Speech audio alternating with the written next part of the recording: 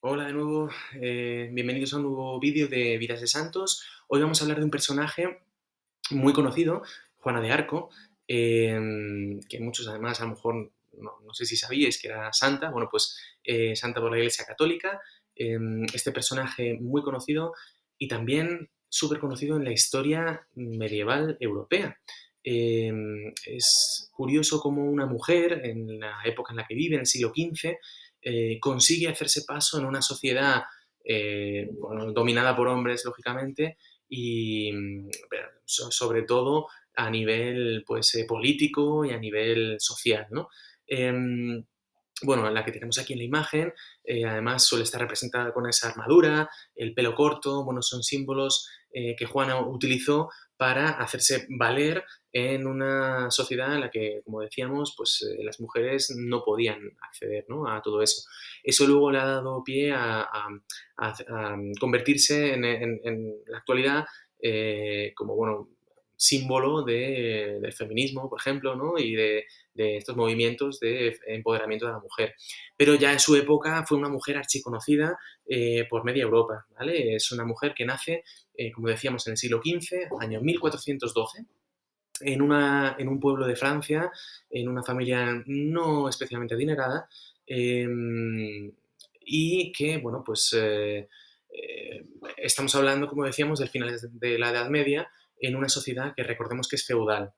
Nace en el medio de una guerra muy conocida también, que es la Guerra de los 100 años, y de la cual ella es partícipe, y ahora veremos un poquito por qué. Curiosamente, además, dato curioso, la Guerra de los 100 años no dura 100 años, sino 116. Bueno, pues bueno, nos hemos quedado con 100 años porque creo que es más sencillo de decir guerra de 100 años que no guerra de los 116 años, ¿no? Pero bueno, fue una guerra muy larga que no podríamos decir entre Francia e Inglaterra, porque las definiciones de Estado no existían en la Edad Media, pero sí entre la corona francesa y la corona inglesa, ¿vale? Recordemos, apunte rápido de historia, que en la Edad Media estaba organizada, como hemos dicho, un sistema feudal en el que estaba el rey y una serie de nobles, condes, duques, señores, que rendían vasallaje al señor feudal, que en este caso es el rey, y entonces iba más por cada territorio era vasallo de un señor, ¿de acuerdo? Por tanto, no podemos hablar de guerra entre dos países, sino es más entre dos coronas que manejaban bueno, pues ciertos territorios. Esto es importante porque Juana de Arco, que decíamos que es francesa, Jeanne d'Arc, nace en el norte de Francia, perdón, en el norte de Francia, en la Francia de Juana de Arco, pues había varios territorios, la Aquitania, la actual Bretaña, ¿no?, que pertenecían por diversos matrimonios y herencias a la corona inglesa. Sin embargo, los nobles de ahí eran franceses y muchos rendían vasallaje al rey, a la corona francesa. Entonces, bueno, digamos que el guirigay que había ahí era importante y la guerra y el estallido de eso, pues estaba servido, ¿no? Entonces, bueno, pues, y duró, como hemos dicho, pues nada más y nada menos que 116 años, ¿no? Esa guerra por todos esos territorios, ¿de acuerdo? La supremacía de la corona francesa ante la inglesa, etcétera. Bueno, todo eso y por temas de herencias, ¿no? No voy a meterme más porque daría para mucho, pero bueno, en esta situación, en este contexto, sí que nace nuestra protagonista, que es Juana de Arco.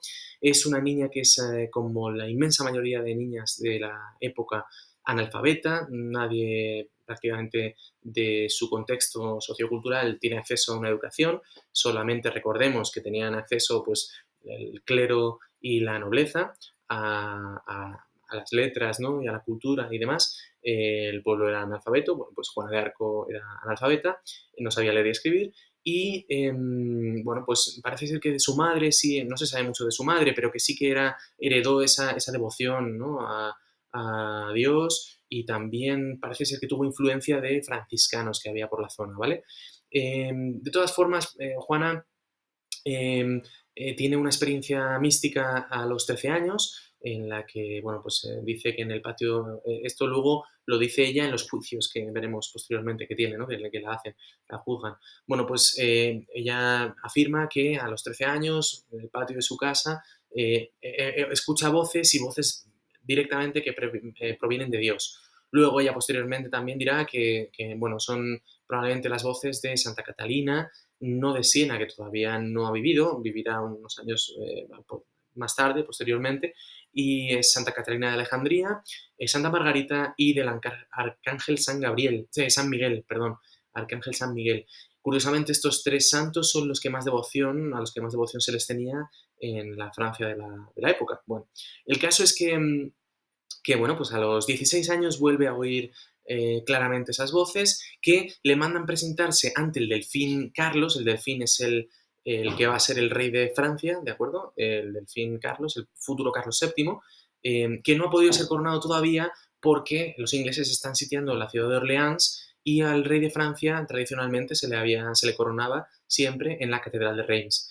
Entonces, bueno, pues no podía llegar allí y, como decíamos, todavía no había sido coronado. Sin embargo, prácticamente era el rey de Francia, pero oficialmente no había sido coronado, ¿vale?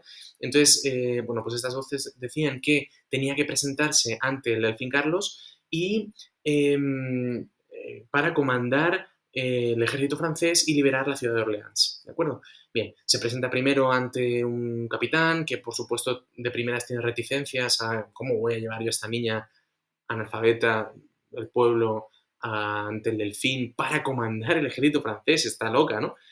Pero bueno, la gente del pueblo empieza ya a conocer la situación de Juana y hace presión social sobre este capitán, que finalmente claudica y dice, venga, vale, venga, te llevo ante el delfín Carlos y que sea lo que Dios quiera, ¿vale? Con una escolta y demás. Se presentan, bueno, van a presentarse ante el delfín, Carlos ya ha oído hablar de esta bolerina, Juana, y lo que hace es primero desconfiar, como el capitán, lógicamente, y entonces manda a unos cuantos teólogos a investigar un poco sobre su vida, sobre sus costumbres, si realmente lo que hace tiene sentido con lo que dice y es coherente, ¿no? Sus palabras con sus actos. Parece que todo está correcto, entonces decide recibirla, pero con un último truco. Es un truco que probablemente sea algo conocido por la filmografía, que bueno, se han hecho películas sobre Juana de Arco, también se ha escrito un montón, el propio Mark Twain escribe sobre Juana de Arco, pues el delfín lo que hace es ocultarse como si fuera él un noble, se pone los ropajes de un noble, se pone con sus vasallos y pone ahí a otro pues para que Juana caiga en la trampa, ¿no? De hablar con alguien que en realidad no es el delfín. Bueno, pues Juana no cae en la trampa y habla directamente con Carlos, lo cual hace que Carlos ya empiece a confiar en Juana, en que realmente ha sido enviada por Dios, y la pone al frente de un batallón para liberar la ciudad de Orleans. Curiosamente, una niña, 16 años, recordemos, sin experiencia militar ninguna, se pone al frente de las tropas francesas y libera. Bueno, previamente había intentado negociar con los ingleses, ciertamente, que había enviado unas cartas, tal, los ingleses prácticamente se ríen de ella, claro. Dicen, no, no, aquí vamos a seguir con lo nuestro. Y, como decíamos, curiosamente logra, mediante una serie de batallas, liberar la ciudad de Orleans. Esto, por supuesto, bueno, empieza a llevarse de boca en boca a media Europa, como decíamos. Llegan las noticias a Inglaterra, en toda Francia se conoce a esta Juana de Arco que ha liberado la ciudad de Orleans, que nadie había conseguido y que además es una enviada directamente de Dios, ¿vale? Y el mismo Delfín se corona finalmente como rey Carlos VII en la Catedral de Reims, como decíamos, con Juana de Arco a su lado, como, vamos, la jefa de sus tropas. Juana gana luego otra serie de batallas, aunque finalmente empieza, después al final ya, a perder alguna batalla, la gente empieza a desconfiar de ella para intentar recuperar la ciudad de París, no lo consigue, lo cual, pues ya el mismo Carlos ya empieza a desconfiar y se empieza a decir, ¿no? Ya en el pueblo, pues que ha perdido el favor de Dios, ¿vale? En una de estas últimas batallas la capturan los borgoñeses, que no olvidemos eran franceses, pero aliados con los ingleses, pues el tema que decíamos del feudalismo, eran vasallos del rey inglés, y la capturan y la mandan a que la juzguen en los ingleses. Los ingleses después de unos juicios muy largos y demás, hacen preguntas y preguntas y preguntas, a la cual Juana al final responde con sinceridad a todas ellas. Bueno, pues la condenan a la hoguera por hereje, ¿vale? Y entonces la queman viva y en 1431, el 30 de mayo, es ejecutada como hereje, como decíamos, ¿vale?